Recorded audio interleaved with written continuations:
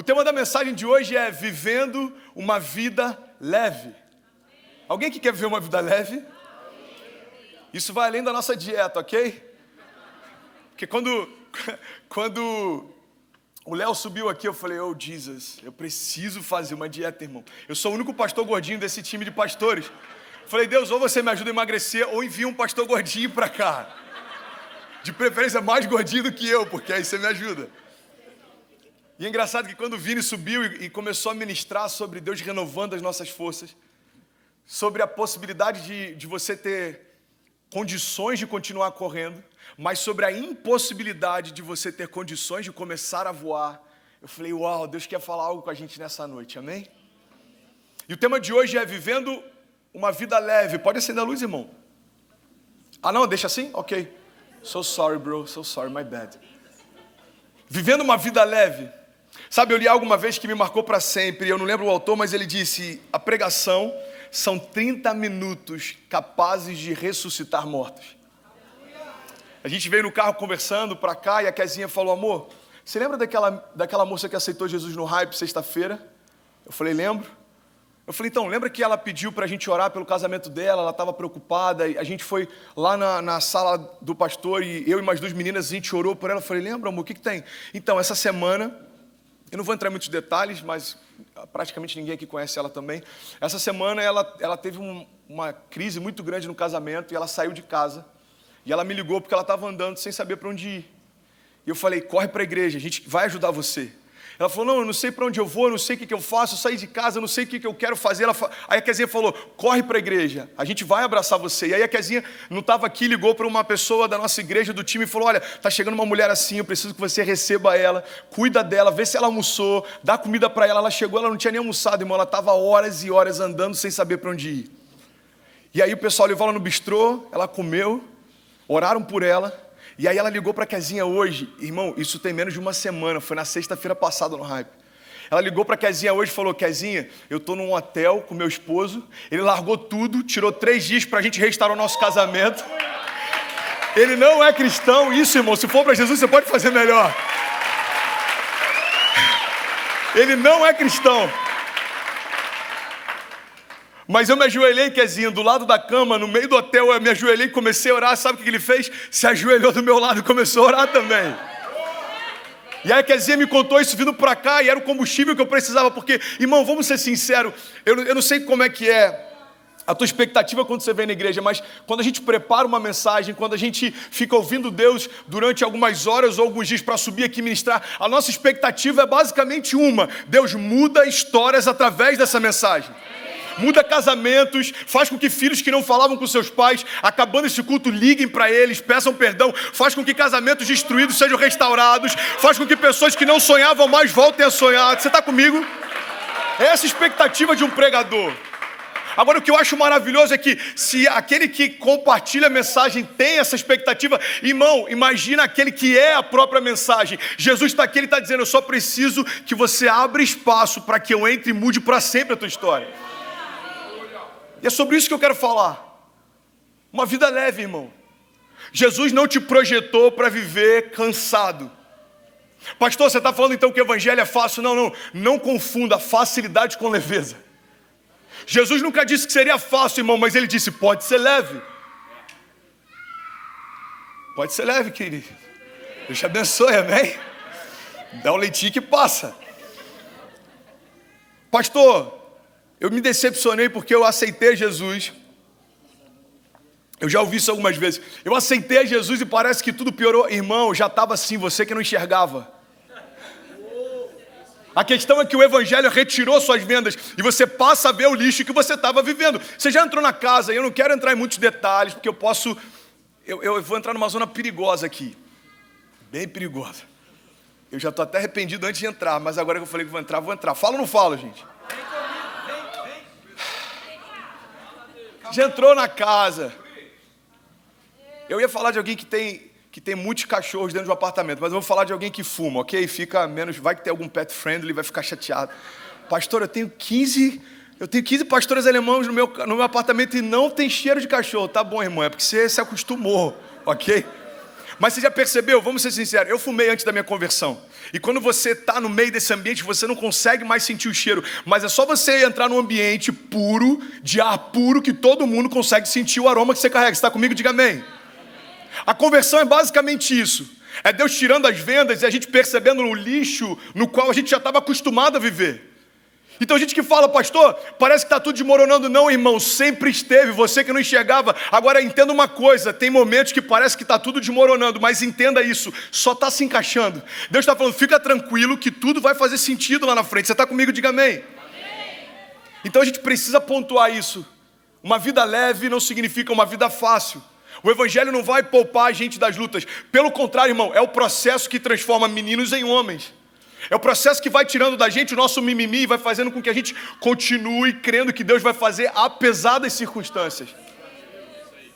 Alguns meses atrás a gente teve um episódio engraçado aqui. Depois que passa é engraçado, mas na hora a gente entrou em pânico. A gente está lá no apartamento e daqui a pouco começa a tocar todos os sinais de incêndio do nosso apartamento. E eu não entendi muita coisa que a mulher falou, mas o pouco que eu entendi era, isso não é uma simulação, você precisa correr.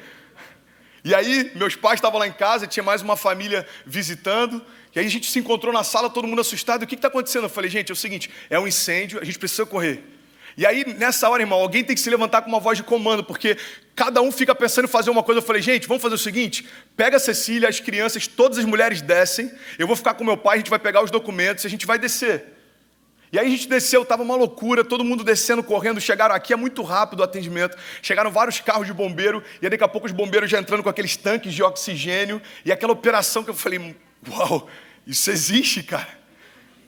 É porque eu estou aqui há 6 meses, da onde eu vim, às vezes demora dias para o bombeiro chegar. Mas, só um parênteses aqui. Foi ruim essa, né? Já fechou o coração dos pet friends e dos bombeiros, mas o problema não é dos bombeiros, ok? É da estrutura. Eu creio que está chegando mudança para a nossa nação. Alguém crê? Diga amém. E aí, sabe uma coisa que eu reparei, irmão? Entende isso. No meio de um incêndio, você só consegue priorizar o que é prioridade. No meio do incêndio, quais são as únicas coisas que você pensa em pegar e fugir da tua casa? Fala comigo. Green card e cartão de crédito. Estou brincando. As únicas coisas que você pensa, irmão, eu preciso pegar minha filha, eu preciso pegar minha esposa e eu preciso pegar os meus documentos. Você está comigo? Diga amém. E sabe o que eu percebi? Deus falou comigo, por mais que seja uma analogia singela, Deus falou, sabe, filho, é esse lifestyle que eu tenho para vocês. É você viver como se tudo ao teu redor estivesse em chamas. Por quê, pastor? Porque quando parece que tudo está em chamas, irmão, a gente não tem tempo para carregar peso que Deus não chamou a gente para carregar. Quando está tudo em chamas, você vai priorizar aquilo que é prioridade para Deus também. Então tem 2 coisas que você não pode perder. Você pode falar isso comigo? Diga 2 coisas que eu não posso perder. Diga a minha identidade e a minha família. No meio de um incêndio, irmão, você não está preocupado com aquele tênis que você comprou barato no outlet. Você não está preocupado, eu estou falando sério, você não está preocupado com a tua sogra, se esqueceram de avisar ela que está pegando fogo no quarto. Depois eu volto, sogrinha, deixa eu cuidar das crianças. Tô brincando, minha sogra tá aqui, gente. Uma salva de palmas pra minha sogra. Tá bom. Nem tanto, gente. Só para dar uma moral. Te amo, tá, sogrinha? Deus abençoe. Você não tá preocupado, irmão. Você só quer levar aquilo que é prioridade. E aí Deus falou comigo, sabe? É esse estilo de vida que eu tenho para você. É uma vida sem distrações. André, não vai ser fácil, filho, mas pode ser leve. Tira de você, da tua casa, da tua família, da tua jornada, aquilo que é desnecessário, porque às vezes a gente está priorizando aquilo que Deus nunca priorizou. Às vezes a gente está valorizando o que Deus nunca valorizou. E sabe qual é o problema? Existe um espaço definido. Quando a gente coloca coisas na nossa mochila que não são prioridade, vai faltar espaço para aquilo que é prioridade, irmão. Quantas pessoas você conhece que por conta da empresa abriram mão de ter uma vida com família? O cara prosperou e conquistou tudo que ele desejou, mas perdeu os filhos. Os filhos cresceram e ele não estava lá. A esposa ficou por anos e ele não estava lá. Eu estava assistindo uma biografia essa semana do Quincy Jones, e se o Quincy estiver vendo isso, perdão, mas eu preciso compartilhar. Eu nem sei se o Quincy morreu. O Quincy morreu ou não? Ficou um silêncio? Não? Ok. Sorry, Quincy. E ele era um workaholic. Eu estou engraçadinho hoje, né, mano? Que Deus me ajude. Vamos entrar na mensagem daqui a pouco. Mas eu estou feliz. Você tem alguém que está feliz comigo aqui? Amém? Eu estou feliz, mano. Eu amo a nossa igreja, cara. Não é normal o que a gente está vivendo aqui. Olha essa graça, apenas quarta-feira. Você podia estar em qualquer parque de Orlando, você está na igreja, irmão. Você pode dizer glória a Deus por isso. Isso é vida leve. E aí, o que eu percebi é o seguinte, ele era aficionado por construir uma história. Só que tudo isso teve um preço, irmão. Ele não viu a maior parte dos dias dos filhos dele quando estavam crescendo. Ele perdeu 2 ou 3 casamentos no meio do caminho. E o que eu quero compartilhar com você é que para a gente viver uma vida leve, a gente precisa entender que nenhum sucesso justifica o fracasso da nossa casa. Amém? Então eu quero compartilhar com você alguns pontos. O primeiro ponto que eu quero compartilhar é que a gente precisa avaliar sobre o que a gente está construindo a nossa história. Olha o que Mateus 7 diz, você já conhece essa passagem, mas acompanhe comigo, por favor. Mateus 7, 24 diz: pois todo aquele que escuta essas minhas palavras e as pratica, é semelhante ao homem prudente que edificou a sua casa sobre a rocha. E desceu a chuva, e correram os rios, e sopraram ventos, e combateram aquela casa, e ela não caiu, porque estava edificada sobre a rocha. E aquele que ouve as minhas palavras e não as cumpre, eu vou compará-lo ao homem insensato que edificou a sua casa sobre a areia. E desceu a chuva, e correram os rios, e sopraram os ventos, e combateram aquela casa, e ela caiu. E foi grande a sua queda. Sabe o que eu acho interessante nessa passagem? E é um detalhe simples que talvez para alguns aqui nunca tenha chamado a tua atenção. A Bíblia está falando de 2 tipos de homens, 2 tipos de história e 2 tipos de fundamento, amém? Ou seja, o fundamento não é só onde começa a colocar os tijolos, irmão. É no alicerce onde você constrói e ninguém vê. Na verdade, o que esse homem está dizendo é o seguinte, olha, o imprudente, ele não precisa construir alicerce, ele não está preocupado em construir aquilo que ninguém vê. Por quê? Porque ele está preocupado em construir aquilo que todo mundo consegue enxergar. Então ele está dizendo, o imprudente não tem preocupação com princípios, ele tem preocupação com exposição. Ele quer mostrar para todo mundo que a casa dele está pronta. E a casa pode ser o teu trabalho, a tua empresa, o teu legado, a tua história, o teu ministério. O que Jesus está dizendo é o seguinte, olha, vai ter um momento em que vai vir dificuldade, tanto para quem está em Deus, quanto para quem não está em Deus. Você já parou para pensar que pelo fato da fundação ser uma das partes mais caras de uma construção, talvez aquele cara que não tinha princípios, gastou menos dinheiro do que aquele que tinha, levou menos tempo para construir do que aquele que tinha. E talvez a tua pergunta seja, pastor, aonde que você quer chegar? Eu vou te explicar, irmão. A grande verdade é que nessa jornada de fé que a gente tem, quando a chuva forte vem, quando os desafios vêm, a questão não é quem terminou mais rápido a construção, mas quanto tempo ela dura. Porque sem Deus você pode correr e conquistar aquilo que você sempre sonhou. A pergunta que a gente vai ter que responder é quanto tempo isso dura, irmão? Porque para viver uma vida leve não tem a ver só com o que a gente constrói, tem a ver com aonde está a nossa confiança. Tem momentos que parece que nada está acontecendo. Eu lembro que o Capuchin falou alguma vez que eu achei maravilhoso. Ele falou, o poder mais explosivo de uma semente acontece num ambiente em que ninguém enxerga.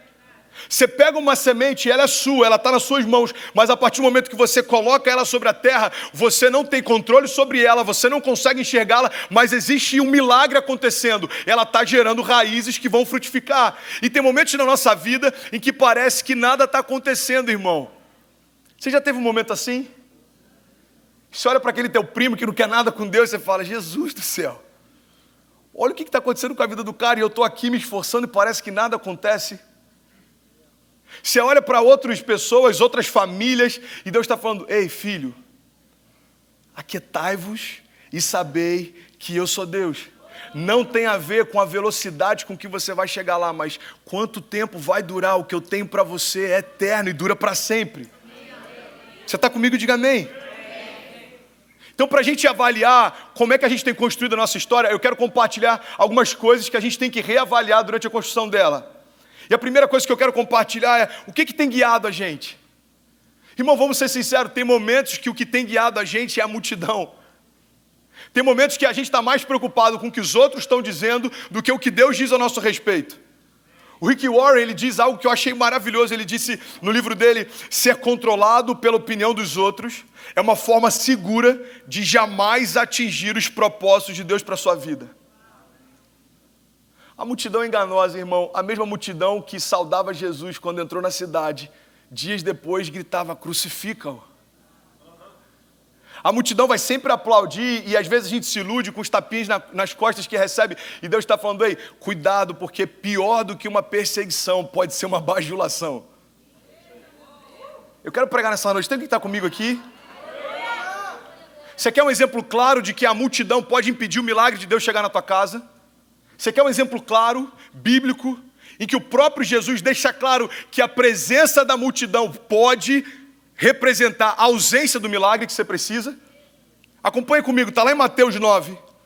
Mateus 9, 23 diz assim: quando Jesus chegou à casa do dirigente da sinagoga e viu os flautistas e a multidão agitada, irmão, se tinha flautista é porque para o povo já tinha uma coisa certa, a menina morreu.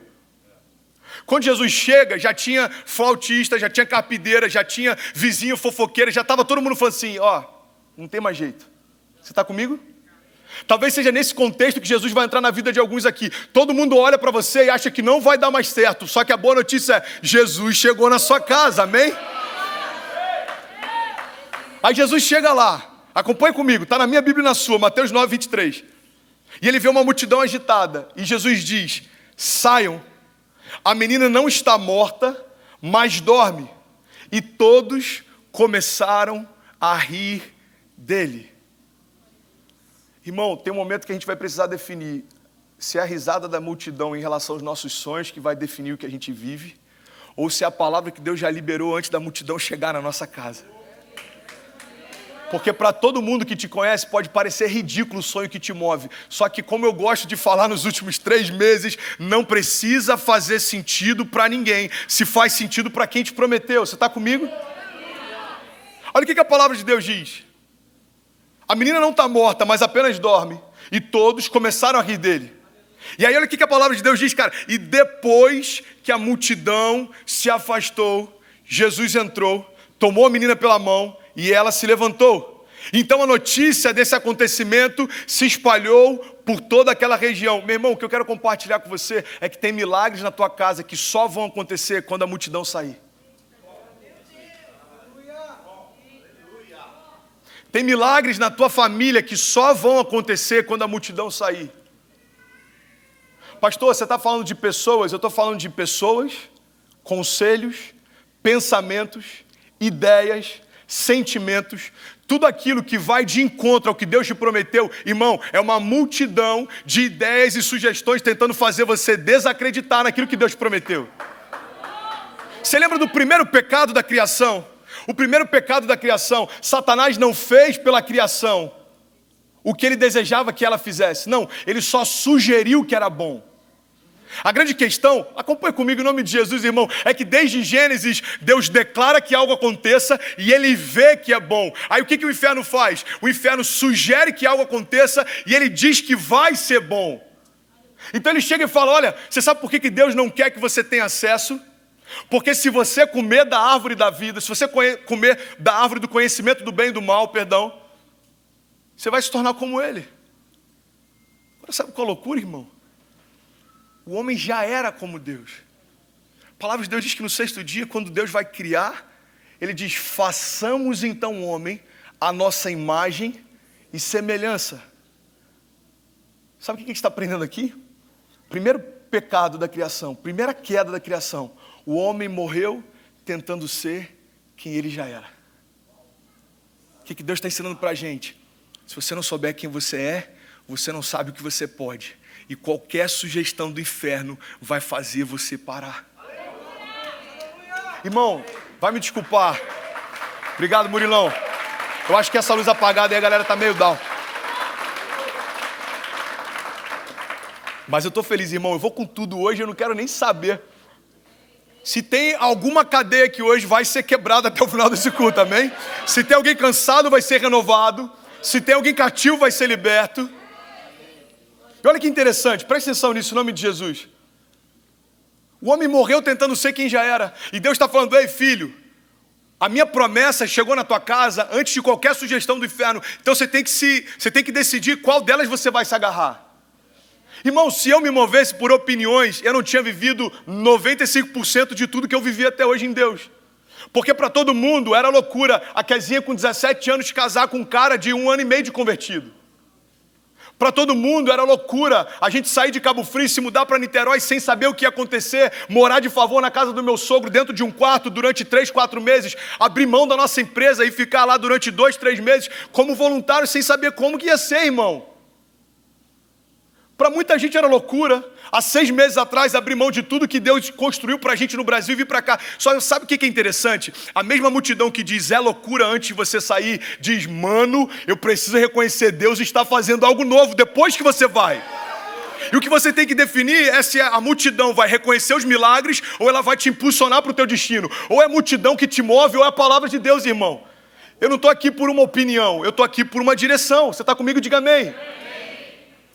E Deus está falando para algumas pessoas aqui, tem milagres que só vão acontecer quando você der uma ordem para a multidão sair. Olha que interessante. Riram dele, 2 versículos antes, 2 versículos depois, a notícia desse acontecimento se espalhou por toda aquela região. A mesma multidão que duvidou do milagre agora está espalhando ele por todos os lugares. É Deus dizendo, irmão, toda a multidão que se levanta contra as minhas promessas vai ter que reconhecer que só o Senhor é Deus. Isso não tem a ver com ter sabor de mel, não, amém? Segunda coisa que eu quero compartilhar com você, tem alguém que está recebendo essa palavra? É que tem momentos, irmão, que a gente acaba sem perceber sendo guiado pela carência. Guiados pela multidão, guiados pela carência. Vamos ser sinceros, você deve conhecer alguma menina que no início esperava um príncipe encantado num cavalo branco. Tem alguém que esperava ali que está rindo. Não olha para lá, gente, por favor. Estou brincando, irmão, já chegou, eu sei. E aí no início esperava um príncipe encantado num cavalo branco. Aí deu um tempinho, o príncipe não veio, o cavalo sumiu. Aí falou assim, Deus, se vier de moto, tá de boa. Aí daqui a pouco, Deus, não precisa nem ter moto, manda o príncipe de Uber. Daqui a pouco, Deus, não precisa ser um príncipe assim. Pode ser amigo do príncipe. Agora falando sério, irmão, a carência muitas vezes move a gente para aquilo que parece com a promessa, mas não é a promessa. O problema é que enquanto a gente está satisfeito com o que é parecido com a promessa não vem. Porque Deus nunca vai disputar espaço em nós. Ou a gente se satisfaz com aquilo que parece com o que Deus prometeu, ou a gente vai se agarrar só àquilo que Deus prometeu. Você está comigo? Carência tem frustrado muita gente, por quê? Porque às vezes a gente tem a convicção de que não vai dar certo no namoro, mas a gente quer insistir para ter a certeza que não deu certo depois que casou. Pastor, eu sempre achei que ia dar errado. Por que você casou? Para ter certeza, pastor, eu estava certo. Isso, irmão. Vamos ser sinceros. A grande questão é que se você começa um relacionamento, seja ele qual for, eu estou dando um exemplo aqui de relacionamentos amorosos, mas pode ser uma sociedade na tua empresa, pode ser uma aliança no teu ministério. Se você começa qualquer relacionamento pelas motivações erradas, você só consegue manter pelas motivações erradas também. Porque aquilo que dá o início em qualquer coisa que você faz, vai ser a mesma coisa que vai manter aquilo fluindo também. A pergunta que eu faço para muitos jovens é, irmão, se o teu namoro te afasta de Deus, o que faz você acreditar que o teu casamento vai te aproximar dele? Eu aconselhei um jovem hoje, ele mandou uns 15 áudios pelo WhatsApp. E vamos ser sinceros, uma coisa é a gente conversar 20 minutos pessoalmente, outra coisa é você receber 20 minutos de áudio, é diferente. Você está comigo? Você vê um áudio de 4 minutos, você já fala, sangue de Jesus tem poder. Não é verdade? Ou é só comigo, gente? Ou... Ok, tem um irmão lá atrás, mais um, isso, olha lá, isso. Vocês são sem vergonha, viu como é que demorou para se entregar? Fala a verdade, Samu, 4 minutos, você não assusta não? 1 minuto tá bom, né? Já pula pro final e fala, não, irmão, entendi o que você falou. Mas, gente, é sério, eu vi uns 15 áudios. Alguns eram falando, pastor, eu voltei com a menina, aí o outro, depois ela terminou comigo, aí depois, aí eu voltei com ela, aí eu terminei com ela, eu voltei. Aí eu falei, irmão, vamos ser sinceros, tá muito claro onde vai dar. Essa inconstância no namoro, você acha que ela vai se transformar em constância no teu casamento? Tem problemas que a gente está enfrentando que desde o princípio a gente sabia que seriam problemas, mas porque a gente estava carente, a gente tentou colocar em pessoas, alianças, empresas, lugares, a expectativa deles suprirem aquilo que só Deus pode suprir. A grande verdade é que é uma covardia, irmão. Tem muitas mulheres que estão reclamando dos esposos e eles são incríveis. Ou vice-versa. A gente senta no gabinete pastoral para ouvir e fala, irmão, não sei o que você está reclamando. Pastor, ele não cuida de mim, pastor. Ele lava a louça, faz as compras, ele é carinhoso, sai com as crianças, mas ele sempre deixa a toalha molhada. Irmã, pelo amor de Deus, deixa eu te falar. Murilo desabafou. Pastor, onde é que você quer chegar? O que eu quero dizer é o seguinte, às vezes a gente está frustrado com o outro, porque a gente está colocando no outro uma expectativa que o outro não tem como suprir, irmão. É por isso que quando pessoas perguntam, pastor, você acha que o casamento faz a gente feliz? Não, irmão, o casamento não vai te fazer feliz. Você tem que ser feliz antes de casar. Porque quando o homem feliz casa com uma mulher feliz, não tem como dar errado. Agora, quando o homem que tem um buraco dentro de si, casa com uma mulher que tem um buraco dentro de si, achando que um vai preencher o outro, os dois vão ficar passando mal juntos. E Deus está falando, ei, eu não vim aqui para suprir a tua carência, eu vim aqui para preencher todo o teu vazio, porque só eu sei o que falta dentro de você. Eu te fiz completo, eu sei o que está faltando. Você está comigo? Para viver uma vida leve, irmão, a gente tem que parar para analisar o que tem guiado a gente. Eu juro que eu estou quase terminando. Eu vou pregar só para você depois, Murilo. Agora, tem momentos, você e o Jay, tem momentos que a gente está sendo guiado pelo medo. Você pode repetir isso só para eu beber água aqui rapidinho? Diga, guiados pelo medo. Vocês estão muito espontâneos hoje, gente. Guiados pelo medo. Eu já falei sobre isso algumas vezes, mas isso para mim foi uma chave que mudou minha história. Quando o medo define os meus limites, eu estou entregando para o medo o governo na construção da minha história. Porque se o medo de fazer define o que eu faço, é o medo que diz até onde eu posso ir, e não a promessa que eu recebi. Vem comigo, irmão. Se por medo de não ser aceito, eu não faço, o medo de não ser aceito definiu até onde o meu ministério pode ir, e não a promessa que Deus me fez.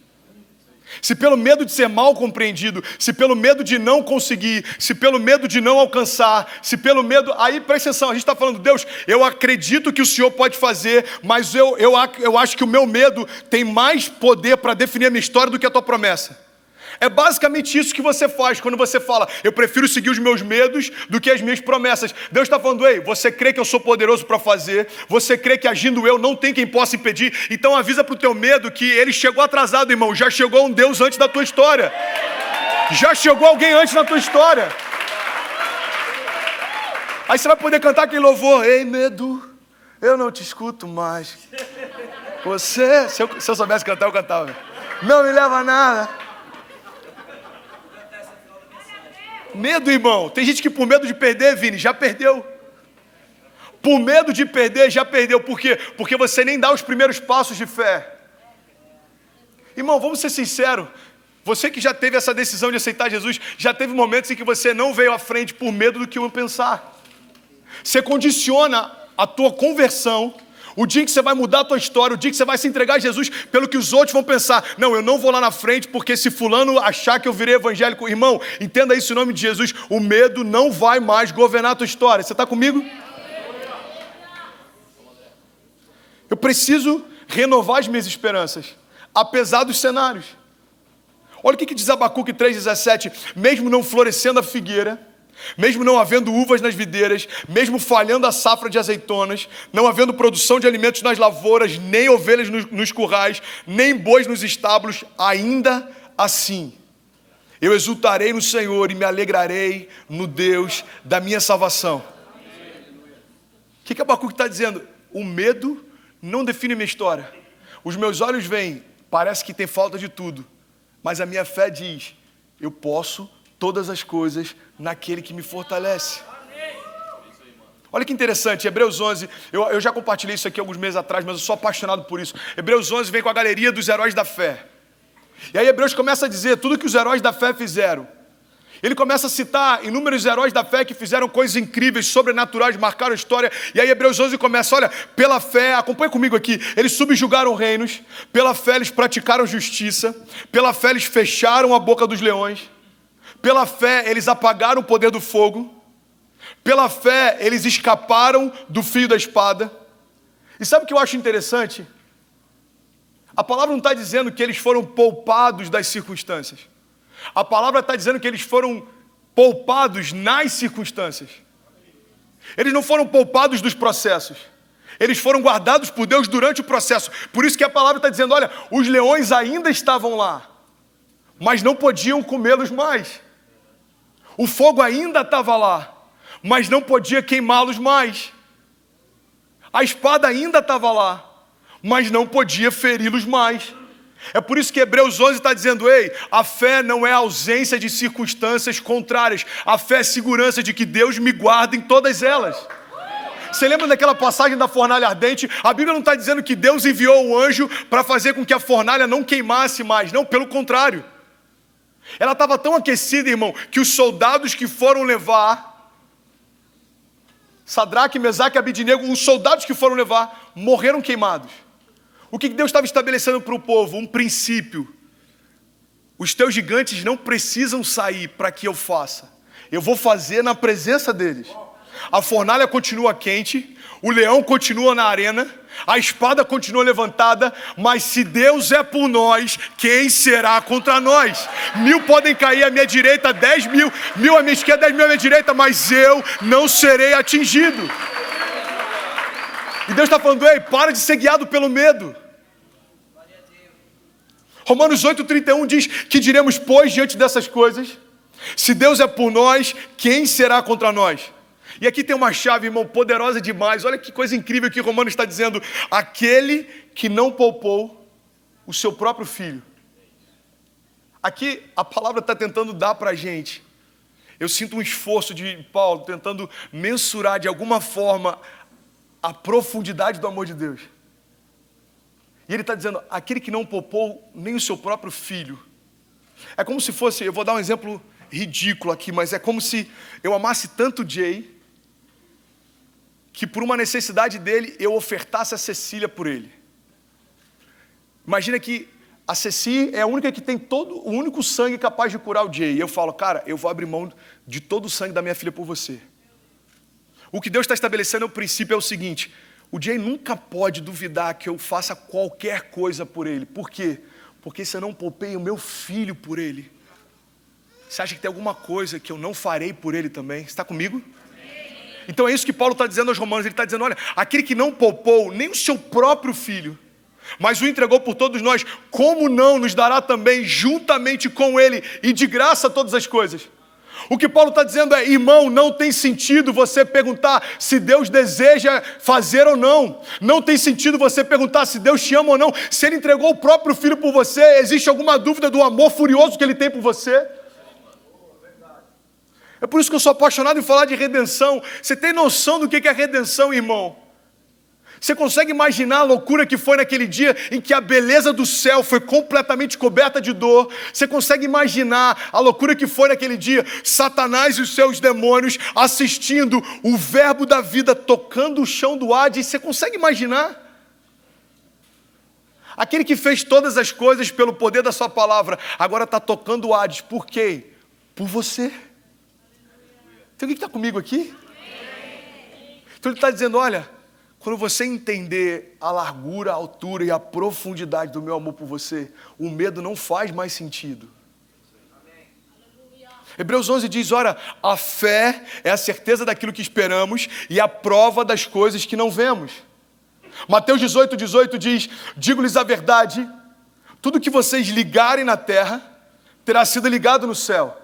E tudo que vocês desligarem na terra, terá sido desligado no céu. E eu também lhes digo que se 2 de vocês concordarem, tem mais de 2 pessoas aqui comigo, pelo amor de Deus, e o tecladista pode subir. Olha o que a palavra está dizendo. Se 2 de vocês concordarem na terra, sobre qualquer assunto, o qual pedirem, isso lhes será feito pelo meu Pai que está nos céus. Pois onde 2 ou 3 em meu nome estiverem reunidos, ali eu estarei no meio deles. Pastor, o que isso tem a ver com medo? É simples, irmão. Aonde existe fé, não tem espaço para o medo. Porque o medo vai dizer para você, não tem como acontecer, a fé vai dizer, já aconteceu. O medo vai te dizer, é impossível, irmão. A fé vai dizer, é inevitável. Irmão, acompanhe comigo em nome de Jesus. Eu não estou pregando do que eu acho, eu não estou pregando do que eu li no livro, eu não estou pregando um esboço que eu peguei de alguém, eu estou pregando do que eu vivo há 13 anos. Eu tenho sido marcado por essa palavra, entende isso em nome de Jesus. Tem momentos em que a tua mente vai dizer, não tem mais como. Tem momentos em que as pessoas vão dizer, não tem mais jeito. Tem momentos que as opiniões vão dizer. Tem momentos que a gente vai dizer pra gente mesmo em secreto, eu acho que agora não dá mais. Chegou um momento que não dá mais. E Deus está dizendo, ei, tira o medo do teu lugar secreto e deixa eu inundar o teu lugar secreto com a fé. Deixa eu inundar o teu lugar secreto com a lembrança do que eu fiz no passado. Você sabe por quê? Porque quando a gente lembra do que Deus fez no passado, não existem dúvidas se Ele vai fazer de novo. É isso que Deus quer trazer pra gente a memória. Ele fala, ei, você lembra do Deus que te curou no passado? Continua curando hoje. Você lembra do Deus que te amou no passado quando você não tinha nada de valor para oferecer? Continua te amando hoje. Você lembra do Deus que te prometeu coisas quando tudo parecia loucura? Continua te prometendo. Hoje, aquele que prometeu, Ele é fiel para cumprir. Sabe, uma das coisas que eu acredito que é mais poderosas para a gente romper em fé, lembrar do que Deus fez no passado. Porque vamos ser sinceros, irmão, tem momentos que tudo que a gente está vivendo é fruto de uma amnésia espiritual. Num culto desse, talvez Deus trazendo à tua memória coisas que Ele fez no nascimento do teu filho, tudo parecia que ia dar errado, seu filho nasceu perfeito. Talvez Deus vai trazer à memória coisas que Ele fez no teu casamento, não tinha como você casar, você se casou e já tem 10 anos que renovou tua aliança, irmão. Deus vai te trazer à memória, talvez quando você começou a tua empresa, todo mundo ridicularizava os seus sonhos. Hoje tem pessoas que estão te pedindo favor. Só que no meio da correria, irmão, entenda isso em nome de Jesus, a gente vai colocando tantas bagagens que a gente esquece que se a gente continuar confiando, pode ser leve. Eu já falei sobre isso aqui um tempo atrás. Eu lembro da maior crise financeira que a minha casa já enfrentou. Irmão, eu com 15 anos fui emancipado. Eu assinava as empresas dos meus pais porque o nome deles estava... E aí meus pais falaram, filho, tem como você assinar pelas nossas empresas, o nome do papai e mamãe já... Eu falei, pai, vocês fizeram tudo pra mim a vida inteira, como é que eu não posso assinar por vocês? Aí eu me tornei emancipado com 15 anos. Acompanhe isso, por favor. Até os meus 14 anos eu vi os meus pais conquistando muitas coisas. A gente tinha sítio, tinha apartamento na Barra, a gente viajava. Nunca foi nada assim absurdo, exagerado, mas sempre teve tudo que a gente queria. Tinha uma vida boa. E aí do nada, meu pai começa a perder. Do nada, meu pai começa a se envolver com agiotas para pagar a dívida, e a dívida é cada vez maior. E aí meu pai começa a se abater. Eu lembro de alguns dias entrar no quarto, meu pai estava com a barba grande, ele estava sem força já, ele falava, eu não sei nem o que eu vou fazer até o final da semana. Que ele tinha 20 mil de cheque para pagar no dia, ele pegava 20 mil com a agiota, pagava, na semana seguinte já era 25, e 35, e 45. E eu fui vendo meus pais perderem tudo, a gente perdeu casa, apartamento, sítio, carro, dignidade dos meus pais, a alegria do meu pai, o brio.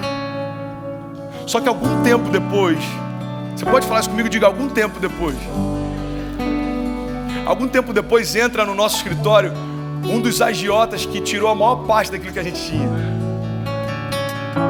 Qual que era a diferença, pastor? Era a mesma família, só que tinha uma coisa diferente. Jesus agora tinha entrado na nossa casa. A gente estava unido, a gente estava reescrevendo a nossa história, não tinha conquistado tudo que havia perdido ainda, mas a gente estava feliz, irmão. A gente está vivendo algo leve, e a loucura da nossa conversão é, eu não sei explicar, porque eu não tenho o que eu sempre tive, mas eu nunca experimentei o que eu estou experimentando. E aí aquele agiota chegou pro meu pai e falou, sabe, Maurício, eu tenho que te dizer uma coisa, eu tenho inveja de você. Meu pai falou, inveja de mim? Você tirou quase tudo que eu tinha, cara. Por que você tem inveja de mim? Ele falou, porque eu entrei no teu escritório e os seus filhos estavam lá com você. Você tem tudo que eu queria ter e não tenho. Entende isso em nome de Jesus? Irmão, se em algum momento uma crise financeira viesse abalar a nossa família, a gente não pode esquecer do Deus que invadiu a nossa casa alguns anos atrás e mudou a nossa história. O problema é que às vezes a gente esquece e fica perguntando, será que Deus vai fazer? Irmão, Deus não vai fazer, Deus já fez, é só você esperar chegar. Deus não vai curar, Ele já curou, é só você crer e você caminhar segundo aquilo que crê. E Deus está falando para pessoas aqui: ei, ou você seguia pelo teu medo, ou você seguia pela minha promessa. Tende fé em Deus e tende também em mim. Jesus está falando para pessoas aqui: ei, não deixa de acreditar, não deixa de confiar, não deixa de descansar. Você está comigo? Diga amém. E a última coisa que eu quero compartilhar é que às vezes, irmão, o que mais impede a gente viver o novo de Deus é quando a gente é guiado pelo passado.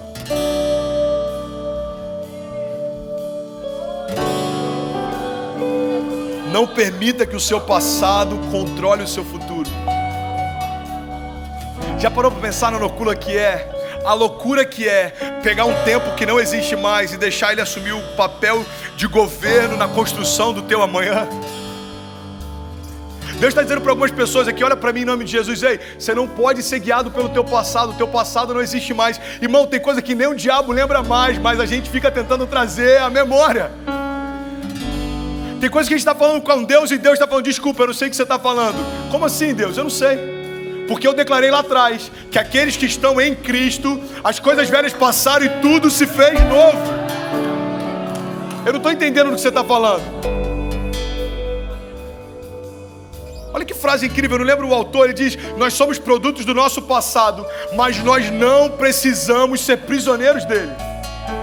Tem coisas que você passou no passado? Tem. Pastor, eu fui ferido no passado, ok. Eu também. Pastor, eu fui traído no passado, ok, eu te entendo. Pastor, eu fui rejeitado, eu fui abusado, eu fui esquecido. Irmão, entende uma coisa: a partir de hoje não tem mais a ver com o que você viveu, tem a ver com aquilo que você vai viver. A partir de hoje não tem mais a ver com o tipo de pai que você teve. A partir de hoje tem a ver com o tipo de pai que o seu filho vai ter. Não tem mais a ver com o tipo de liderança que você teve, tem a ver com que tipo de liderado os seus liderados vão ter. E Deus está falando: ei, eu estou te dando uma nova oportunidade de escrever uma nova história. Esquece o passado, deixa isso para trás, abre mão de tudo aquilo que é pesado, irmão, e foca no novo. Você está comigo? Atos 2 diz que estava todo mundo reunido em um só lugar. Estava todo mundo reunido esperando o cumprimento da promessa. Então veio sobre eles um vento impetuoso, Atos 2,14, encheu aquela casa. E aí a Bíblia diz que eles começaram a falar em novas línguas. Acompanha, irmão, isso é poderoso. Eles começaram a falar em novas línguas. E aí todo mundo ao redor daquela casa começou a achar que eles estavam bêbados. Aí Atos 2,14 diz que então Pedro se levantou e com os 11 em alta voz ele se dirigiu à multidão. E ele disse: ei, homens da Judéia e todos que vivem em Jerusalém, deixe explicar a vocês o que aconteceu aqui. Esses homens não estão bêbados como vocês supõem. Ainda são 9 horas da manhã. Pelo contrário, isso é o que foi predito pelo profeta Joel. Nos últimos dias, diz Deus, eu derramarei do meu espírito sobre todos os povos. Os seus filhos e as suas filhas profetizarão. Os seus jovens terão visões e os seus velhos sonharão. Acompanhe comigo em nome de Jesus. A promessa que Deus cumpre para o nascimento da igreja primitiva é derramamento do Espírito, para que os filhos profetizem. Só um pouquinho mais baixo, por favor. Para que os filhos profetizem, para que os jovens tenham visões e para que os velhos sonhem. Você está comigo? Agora, sabe o que eu acho interessante, irmão? Profetizar, sonhar e ter visões de futuro, todas essas coisas não falam do passado. Deus está falando: o que eu tenho para fazer em você a partir de hoje não tem a ver com o que ficou para trás, mas com aquilo que está por vir. É por isso que ele diz: olha, eu vou derramar sobre os seus filhos unção para você profetizar. Eu vou derramar sobre os velhos a capacidade de continuar sonhando. Talvez você está aqui, eu não sei a idade que você tem. Talvez para alguns sonhos você possa se achar velho demais. Talvez você que está me assistindo, talvez para alguns projetos você possa se achar velho demais. E Deus está falando: ei, ainda dá tempo. Não para de sonhar. Não para de sonhar. Agora, se para as crianças Deus diz que Ele vai dar unção profética, se para os velhos Ele vai dar possibilidade de sonhar, e para os jovens Ele está dizendo: para os jovens eu vou dar visões. Irmão, entenda uma coisa em nome de Jesus: Deus quer dar visões para pessoas aqui enxergar aquilo que ninguém está enxergando. Agora, a tua visão não é para ver o que ficou para trás, irmão. A tua visão é para enxergar aquilo que ninguém está enxergando. deixa o passado para trás, deixa o medo para trás, deixa a carência para trás. Sabe, nem o diabo está preocupado com o seu passado. Ele sabe que em Cristo ele não existe mais. O diabo está preocupado em frustrar o teu futuro, irmão. E eu quero terminar. Se tem alguém que está comigo, recebeu algo de Deus, diga: Pai, eu recebo. Diga: a partir de hoje, liberdade no teu espírito para viver uma vida leve em nome de Jesus. Acompanhe comigo, eu vou finalizar aqui. Sabe uma das histórias mais lindas, cara, que eu vejo na Bíblia? Porque eu me vejo literalmente nela.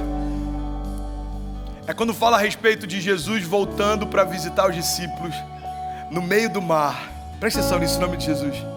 João 21:2 diz que estava lá junto Simão Pedro, Tomé, Natanael, os filhos de Zebedeu e outros 2 discípulos. Então Pedro disse: eu vou pescar. E eles disseram: nós vamos com você. Então eles foram, entraram no barco, mas naquela noite não pegaram nada. Ao amanhecer, Jesus estava na praia. Acompanha comigo, irmão. O que já tinha se passado até esse momento, pastor? Eu vou te explicar. Pedro já tinha dito que não conhecia Jesus, por 3 vezes havia negado o mestre. Jesus já havia sido crucificado. Irmão, quando algumas crises acontecem, o que a gente normalmente faz? Volta a fazer o que fazia antes de conhecer Jesus. E é exatamente isso que Pedro fez. O mestre morreu, a esperança morreu. O que Pedro faz? Quer saber? Eu vou voltar a pescar. E aí os outros discípulos vão também. Se está comigo, diga amém. A Bíblia diz que enquanto eles estão pescando e não pegavam nada, Jesus apareceu na praia de novo. Cara, isso é muito poderoso. Acompanha comigo em nome de Jesus, cara. Olha o que a Bíblia diz. Ao amanhecer, Jesus já estava lá na praia, mas os discípulos não o reconheceram. Então ele lhes perguntou: ei, filhos, vocês têm algo para comer? E eles disseram: não. Então ele disse: então faz o seguinte, lança a rede do lado direito do barco e vocês encontrarão. E eles a lançaram e não conseguiram recolher a rede, tal era a quantidade de peixes. O discípulo a quem Jesus amava chega para Pedro e diz: ei, Pedro, é o Senhor. João chega e fala: Pedro, é Jesus, cara, Jesus voltou. A Bíblia diz que quando Simão ouve aquilo, ele veste a sua capa, pois havia tirado, se lança no mar e ele vai correndo. Irmão, imagina o coração de Pedro pensando: cara, Jesus voltou.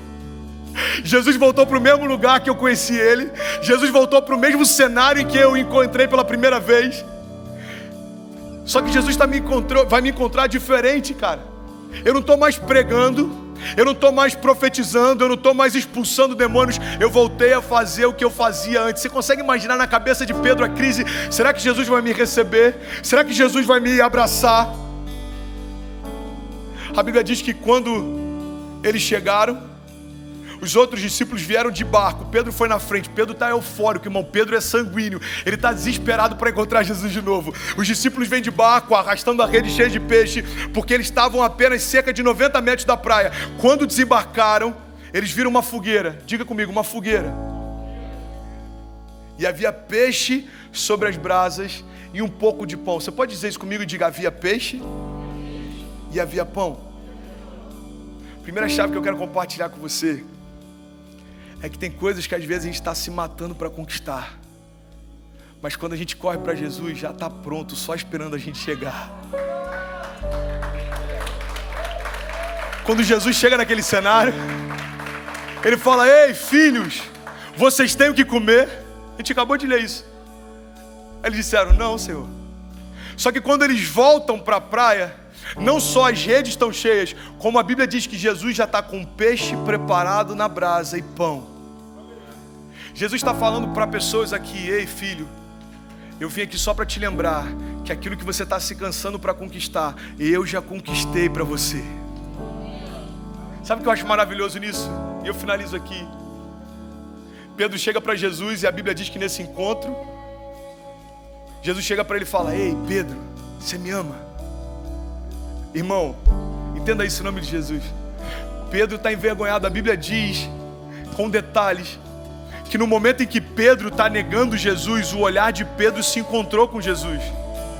A Bíblia diz em detalhes que quando Pedro está dizendo pela terceira vez, eu não conheço esse homem, o olhar de Pedro, enquanto ele nega Jesus, se encontra com o olhar de Jesus, e Jesus olha para ele, e Pedro se entristece. Você sabe por quê? Porque não havia ódio em Jesus, mas continuava tendo o mesmo olhar que tinha desde a primeira vez.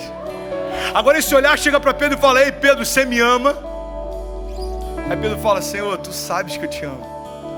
Então Pedro, apacenta as minhas ovelhas. Cara, isso é muito poderoso. Aí Jesus chega para Pedro e fala, Pedro, você me ama? A Bíblia diz que Pedro fica triste pela insistência de Jesus. Ele fala, Senhor, tu sabes de todas as coisas, tu sabes que eu te amo. Aí ele fala, Pedro, então apacenta as minhas ovelhas. E pela terceira vez Jesus pergunta, ei Pedro, você me ama, cara? Aí Jesus fala, Senhor, tu sabes que eu te amo. Então Pedro, basicamente o que Jesus disse é, volta a fazer o que eu te chamei para fazer desde a primeira vez. Talvez para algumas pessoas pode parecer que Jesus estava carente, queria ouvir de Pedro que ele o amava, mas não era carência, irmão. Jesus estava dando mais uma chance, porque por 3 vezes Pedro disse que não conhecia Jesus, agora por 3 vezes Pedro dizia que o amava. E talvez seja exatamente assim que algumas pessoas podem estar aqui. Você pode em algum momento ter desacreditado do que Deus te prometeu, mas Deus está falando para você, ei, você pode até ter desistido de mim, mas eu não desisti de você. Você pode até ter esquecido de mim, mas eu não me esqueci de você. Pode até uma mãe que amamenta esquecer do seu filho, mas eu jamais me esquecerei de você, diz o Senhor. E Deus está falando para algumas pessoas aqui, ei, você pode até achar que o projeto que eu prometi sobre a tua casa não vai mais acontecer, mas por mais que você não acredite mais, eu jamais deixei de acreditar. Feche teus olhos e fique de pé em nome de Jesus. Me deixa orar com você, fica de pé.